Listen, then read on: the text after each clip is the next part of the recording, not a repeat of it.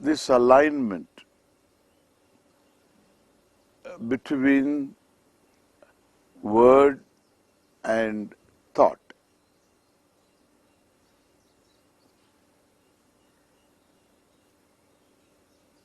is generally said to be speaking truth.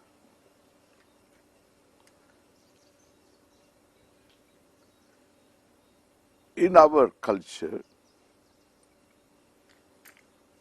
this is a very important value, speaking truth.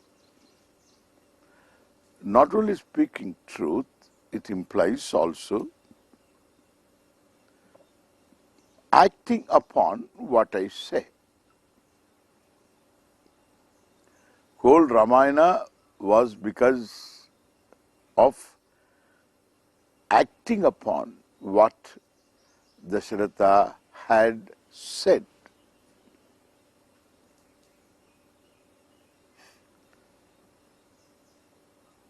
This acting upon what one has said is also satyam, is also considered satyam.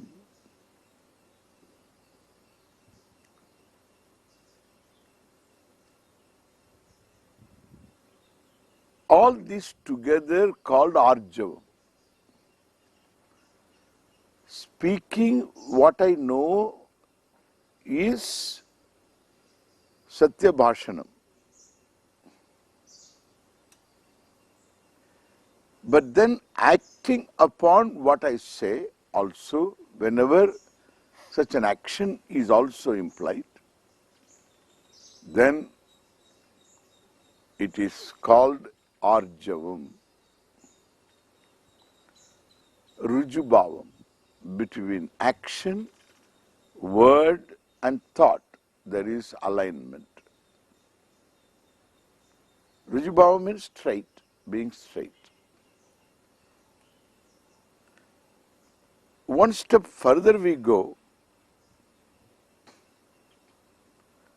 what I say may be what I know, what I think I know, but I should make sure what I think I know is really true. So between thought and word, there is alignment. Between the fact and what I know of the fact, there should be alignment. And therefore we have two words sometimes used one after the other. Ritam vadishyami, satyam vadishyami. Ritam also satyam. But when they are successively used, one after the other, then ritam means what is true, what I think true is true. I check up. And therefore, I may think this is true, but then I should make sure it is true. Otherwise, I have to say so. I have doubt. I am not sure. This is what I think. I may not be correct. That is speaking truth. So I commit, I wrongly understand, and then I say committing the other fellow to follow me is definitely wrong. You ask for the route to go to this place. And the fellow says, go this way. I go in the opposite direction. But what he said was exactly what he thought so. So between thought and the word there was alignment, but between the fact and the thought there was no alignment. And one has to make sure that there is alignment. This is called arjavam. What I say, I am very, very sure this is truth. Otherwise, I make it clear. This is what I think, I may be wrong. Perfect. It's not enough.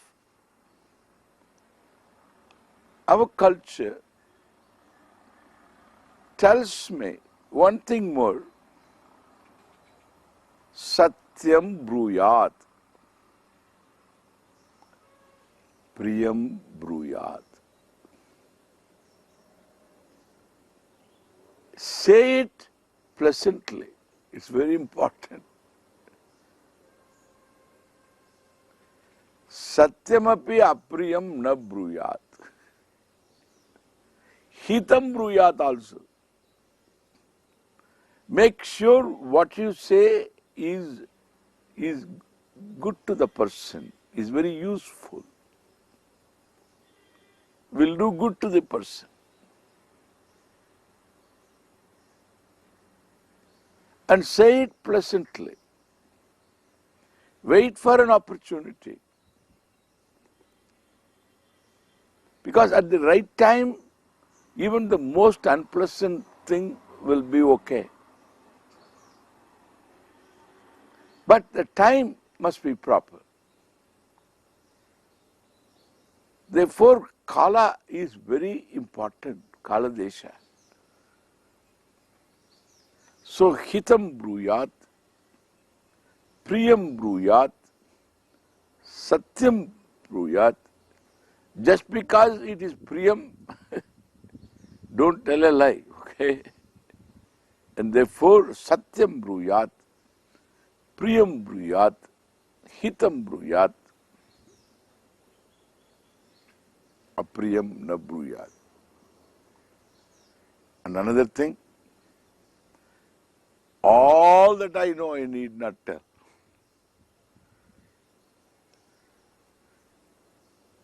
That becomes gossip. I tell what is to be told.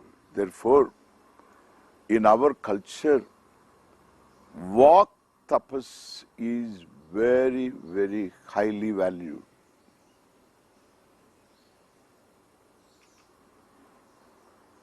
No higher value is attached to anything else in terms of action than to this value, the value of vak tapas.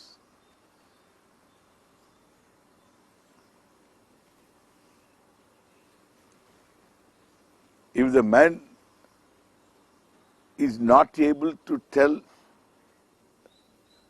the thing properly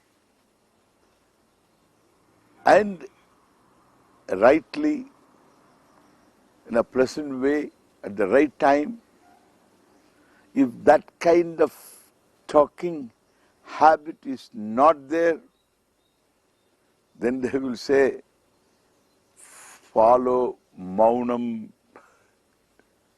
pursue maunam for some time. In no culture, we have this practice of maunam. Monday maunam, Tuesday maunam. Like this, each one follows maunam one day a week. honestly speaking, what is important is I speak what is very important, useful. Look at this. In Sanskrit language,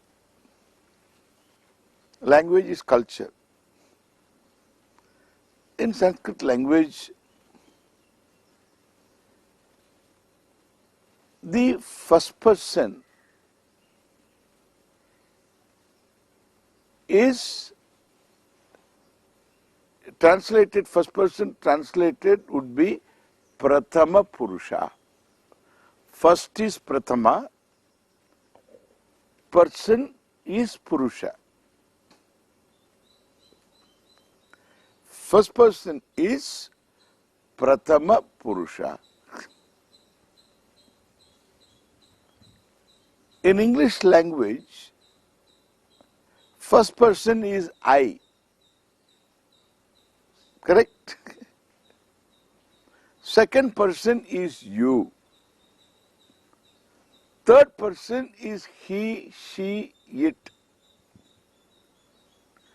When I talk to you. I talk to you about something. About that something becomes the subject matter Vishaya. Vishaya may be he, Vishaya may be she, Vishaya may be it, the subject matter. The subject matter is the third person. I decide to talk, I come first. I am the first person. I decide to talk, whether you are interested to hear me or not. I talk because I have the pressure of talking. This is how gossip begins. I decide to talk. Whether you like it or not, I talk. I make you miss the bus. And this is the first person. You become a victim. Third person is the topic. Talking is gossip. Therefore, in our culture, third person is important. All that is important is third person, the subject matter. Whether you have a subject matter or not, please decide. What do you want to talk is worthwhile talking, please decide. Once you think that it is worthwhile talking, then talk. But make sure the person whom you talk to is interested. Don't victimize because there is a topic to talk. A person. You have a topic to talk about. But whether the person whom you are talking to is interested to listen to you, make sure. Then only you talk. Therefore, who is Prathama Purusha? Prathama Purusha is subject matter. In English, what is third person? In Sanskrit, it is called Prathama Purusha. Prathama translated as first. But first person means what comes first is the subject matter. Whether you have a subject matter or not, that is your first consideration. After having considered and come to a conclusion, you have a subject matter to talk, make sure the person whom you are talking to is interested or not. May be interested whether that person deserves this information or not. qualified to receive this or not. We are talking about adhikaritvam. All that is very important. Therefore, the second consideration is very important. That is the person whom you are talking to. That is the second consideration. Madhyama Purusha. Between you and subject matter, the person is Madhyama Purusha. Then you are the one who talks. This first person in English becomes Antima Purusha, otherwise called Uttama Purusha. Uttamaha means Antimaha. Uttama Purushaha means Antima Purushaha. Last. You come last. Wonderful. I come last. Whether I have pressure or not, if I have pressure to talk, then I go to the open park and then scream my head off, out. I can talk. There is no, I need not victimize somebody. Therefore, so I come last. The subject matter is first. Look at how much they have thought about this. This is culture. This is not any big spiritual subject matter. It is just the culture. But the culture is spiritual. Because here is self-discipline. There is a discipline. Even though I have the pressure to talk, I don't talk. I can write it out. I can appropriately express myself somewhere, but I have to decide whether I need to talk or not. And another thing is very important. When I talk, the vak tapas is I choose my words. Whether should I use an adjective, I should choose.